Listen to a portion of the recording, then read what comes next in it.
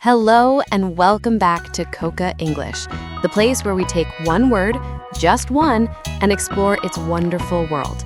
I'm your host, Layla. And I'm Sam. It's great to have you here. On this channel, we believe that understanding one word deeply can open so many doors. No long lists, no stress, just one interesting word at a time. That's right, Sam. And today we have a very special word. It's a word that is with you every single day, from the moment you are born. Is it bed? Because I love my bed. No, Sam, not bed. It's something you are wearing right now. In fact, you can't take it off. I'm wearing my favorite blue shirt, but I can take that off. Yes, you can, and please don't. I mean the thing that covers your whole body. It protects you. It's your skin. Oh, my skin, of course. It's the one thing we all have, but maybe we don't talk about it very much in English class. Exactly. So let's talk about it today. The word is S-K-I-N, skin. Okay, Layla, let's start with the basics. What is skin? Well, your skin is the outer covering of your body. It's not like a coat you can put on and take off. It's a part of you. When you look at your hands, your face, your arms, you are looking at your skin. It can be different colors, light, dark, and many beautiful colors in between. And it's very important. One of its big jobs is to protect you. It's like a very thin, soft wall between your body and the world. It stops dirt from getting inside your body. That's a great way to think about it, Sam. It also helps you feel things. Is something hot? Is it cold? Is it soft, like a cat's fur? Is it hard, like a rock? Your skin tells you. Your skin is full of tiny, tiny nerves that send messages to your brain. So without skin, we wouldn't know if we were touching something nice or something dangerous. We need our skin. We really do. Now, let's talk about how we use the word skin in everyday sentences. The most common way is to talk about our own bodies. For example, Sam, you have a lot of freckles on your skin. I do. When I go in the sun, my skin gets more freckles, and sometimes if I stay in the sun too long, my skin turns red. That's a sunburn. It means I need to be more careful. Yes, we have to take care of our skin. We wash it with water and soap. We can put cream on it if it feels dry. Healthy skin is happy skin. But skin isn't just for people, right, Layla? Oh, no, it's not.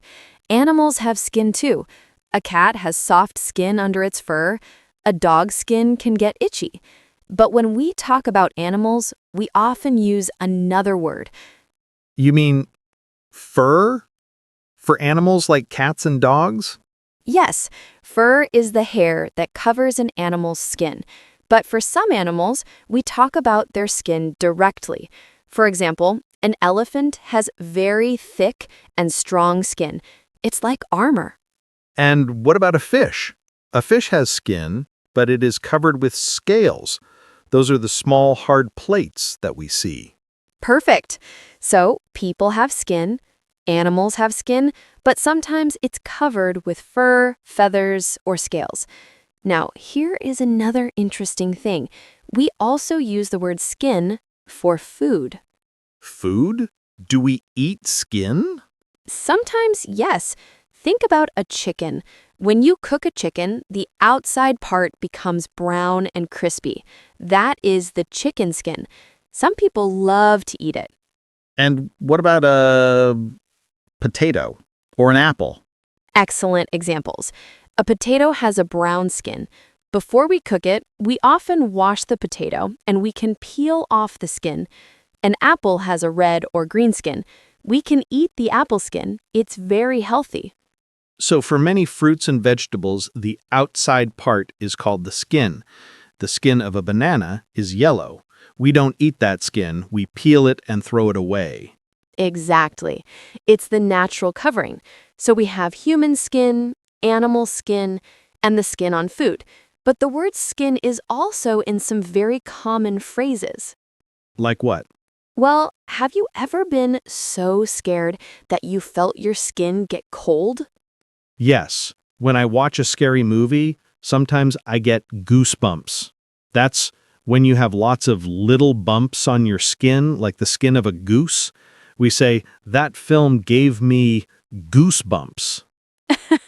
It happens to me too. Another phrase is to be soaked to the skin. Imagine you're walking and it starts to rain. A little rain is okay, but if it rains a lot and you have no umbrella, the water goes through your clothes and gets your skin wet. You are soaked to the skin. It means you are very, very wet. I don't like that feeling. I prefer to be dry. Me too. There's also a phrase about beauty. People often say, she has beautiful skin, or he has healthy skin. It means their skin looks clear and nice. And sometimes, if someone is not very sensitive, we might say they have thick skin. It means things people say don't upset them easily. That's a good one. If your boss says, this work is not good, a person with thick skin will not feel sad. They will just try to do better. I need to get a thicker skin. Me too, Layla, me too. So to review, our skin is the amazing covering of our body. It protects us and helps us feel. Animals have skin, and many foods have skin, like apples and potatoes. And we have common phrases like goosebumps, soaked to the skin, and thick skin. The word skin is a small word, but it is very busy. It really is. So what about you, our wonderful listeners? Now it's your turn. Yes, we want to hear from you. Can you make a sentence with the word skin? It can be very simple.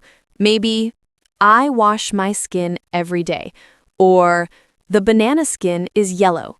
Or, my cat has soft fur on its skin. Write your sentence in the comments below this video. We read every single one, and we love to see you using the words you learn with us.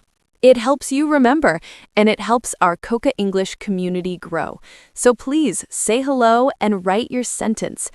Thank you for listening today. We hope you learned something new about the word skin. Until next time, take good care of your English and your skin. Goodbye. Bye.